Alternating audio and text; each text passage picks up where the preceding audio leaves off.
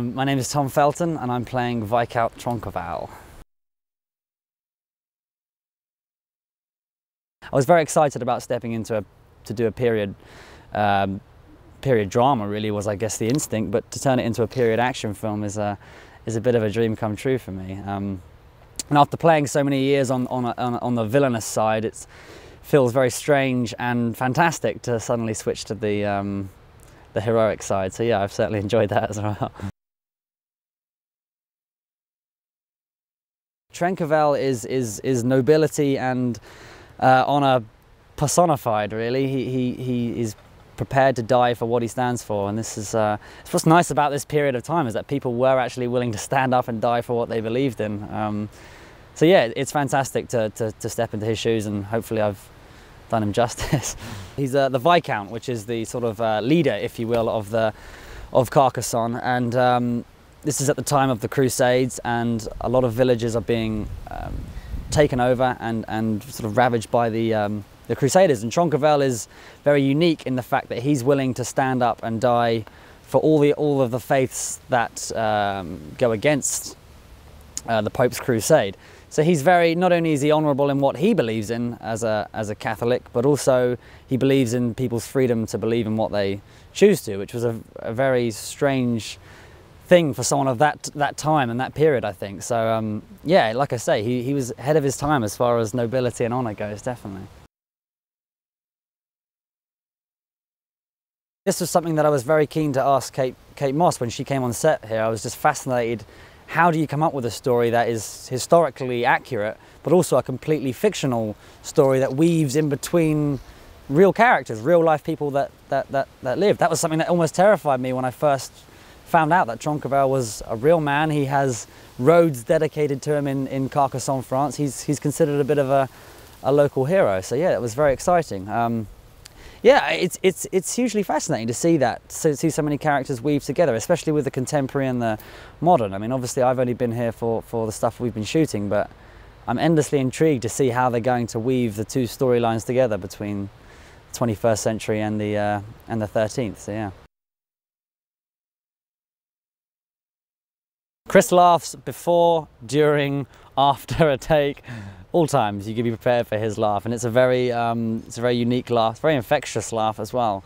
He seems to find humour in all sorts of dark scenarios. People will be beheaded and he'll crack up laughing. So it's nice to know that our director is finding humour in all sorts of strange places. But no, it's been nothing but a pleasure working with Chris. He's someone who he has such a strong image in his head of what he wants, which is fantastic for any actor because there's no sort of uncertainty. He knows exactly what he wants, and yet he really knows how to have a laugh.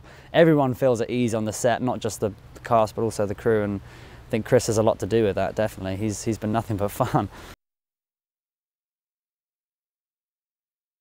Horse riding was obviously one that I was keen to... I did a lot of horse riding as a child, and I was hoping it was going to be like riding a bike.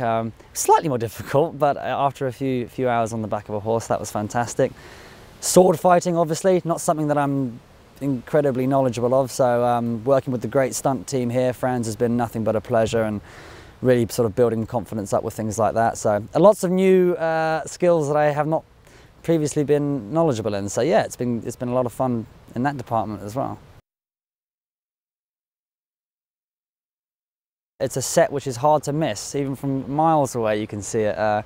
It's really nice as an actor because a lot of sets sometimes are just two walls and then they fill the rest of it with people and cameras. So it's not a very immersive sort of environment, but they have built half of Carcassonne for us, and it sort of stretches over a very large piece of land, and you can walk it for like 5 minutes and not see anything from the modern world and be completely immersed in 13th century France. So it's amazing that you can do that, really. I mean, credit to all the set builders out here in Cape Town, and what a wonderful job Cape Town Film Studios did.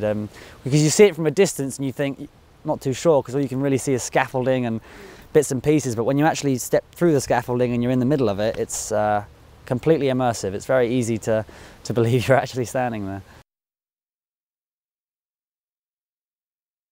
Especially with these kind of outfits, because they're so immersive, you know, you really feel you are the character when you're wearing this sort of stuff. This isn't you know, fake stuff that there's Velcro straps underneath that we can all sort of rip off in a heartbeat. It takes a good sort of half an hour to get this stuff on, and once it is on, you really feel like you've stepped into the shoes of your character. So yeah, I've loved every minute of wearing this stuff. Although it does get slightly warm, it must be said. The chainmail isn't the most breathable material, although the holes would beg to differ, but yeah, it's been a little warm. This is something, you know, quite new to me. The hair, makeup and wardrobe combined has been a real collaborative experience, and something that has really helped me get into the character of Tronqueval.